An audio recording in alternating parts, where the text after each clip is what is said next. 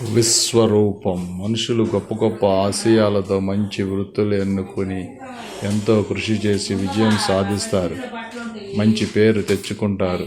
కొందరైతే పుట్టుకతోనే గణనీయమైన ప్రతిభ ప్రజ్ఞతో పుడతారు, లోక ప్రసిద్ధులవుతారు. మానవ జీవితంలో ఇంతకంటే ఆనందం ఏముంది? ఏదో ఒకటి సాధించి గుర్తింపు, పేరు తెచ్చుకోవాలి. ఆ పేరు వల్ల కన్నవారికి, ఇంటికి, ఊరికి, దేశానికి ఖ్యాతి తేవాలి. అదే నిజమైన జన్మ. అలాంటి వారి జీవితం అందరికీ ఆదర్శప్రాయమవుతుంది. వారికి జేజేలు పలకాలి. కానీ ఇదొక్కటే కాదు, ఇంకా ఉంది అని చెబుతున్నాడు గీతాచార్యుడు. విలువిద్యలో అపరిమితమైన కృషి చేసి అగ్రగామి అయిన అర్జునుడికి అదొక్కటే చాలదని, మానవ జీవన పరమార్థమైన ఆత్మజ్ఞానాన్ని తెలుసుకోమని చక్కగా బోధించాడు. ఆత్మజ్ఞానం సూర్యుడి లాంటిది, సర్వ జ్ఞానాలకు తల్లి వంటిది. అది సర్వాన్ని ప్రకాశింపజేస్తుంది. జగద్విఖ్యాతి పొందిన విలుకాడైన అర్జునుడు యుద్ధంలో గడగడ వణికిపోవడానికి, రథం దిగి పారిపోవటానికి కారణం ఆత్మజ్ఞానం లేకపోవటమే అని నిరూపించాడు.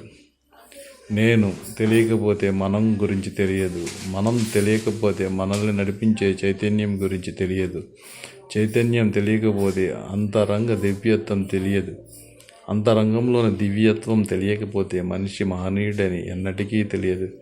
ఇంత అధునాతన కాలంలోనూ మానవుడికి అనంత సత్యం గురించి తెలియాలి అని ఆశ్చర్యపోకూడదు. ఆ సత్యమే తన ఆత్మగా నడిపిస్తుందనే నిజం తెలియాలి. ఈ నిజం తెలిసిన మరుక్షణమే భౌతిక, మానసిక, ఆధ్యాత్మిక రుగ్మతలన్నిటినీ పరిష్కారం దొరుకుతుంది. భౌతిక, మానసిక, ఆధ్యాత్మిక రుగ్మతలన్నింటికీ పరిష్కారం దొరుకుతుంది. నీ చదువు పూర్తి అయిందా అని తండ్రి అడిగిన ప్రశ్నకు ప్రహ్లాదుడు చదువుల మర్మమెల్లా తెలిసిందని సమాధానమిచ్చాడు. ఆత్మే సర్వానికి మూలం అని తెలిసిన మరుక్షణమే మన జీవన విధానం మారిపోతుంది. మంత్రం వేసినట్లు మాటలు మారిపోతాయి. చివరికి ప్రవర్తనలోనూ మార్పు వస్తుంది. లోకాన్ని చూసే విధానంలోనూ ఇంతవరకు ఉన్న లోపాలేమిటో స్పష్టంగా తెలుస్తాయి. అయ్యో, ఇంతకాలం వృధా అయిందని మనసు పశ్చాత్తాపడుతుంది. ఇంతవరకు మనం ఎవరిని తిరస్కరించామో వాళ్ళందరూ మన మిత్రులుగా కనిపిస్తారు. శత్రువు మాయమైపోతాడు. అందరి పట్ల అవ్యాజ్యమైన ప్రేమ కలుగుతుంది. శ్రీకృష్ణుడి బోధ తర్వాత అతడి పాదాల మీద పడి శరణ కోరాడు అర్జునుడు. ఎంతో తప్పు చేశానని విలపించాడు. మన్నించమని కోరాడు. లోకజ్ఞానం అవసరం, ఆత్మజ్ఞానం అత్యవసరం. ఆ విషయం అందరికీ తెలియదు. లోకజ్ఞానానికి, ఆత్మజ్ఞానానికి తోడవ్వాలి. అప్పుడు మనం చేసే ప్రతి పని లోకహితం కోసం, సమాజోద్ధరణ కోసం ఉపయోగపడుతుంది.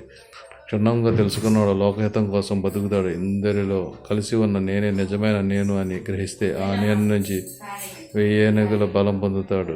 చెట్టు గెలిస్తే అడవి తెలుస్తుంది, నది గురించి తెలిస్తే సముద్రం తెలుస్తుంది, మట్టి మధ్య గురించి తెలిస్తే భూమత్తనం తెలుస్తుంది, సస్వరూపం తెలిస్తే విశ్వరూపం తెలియదా?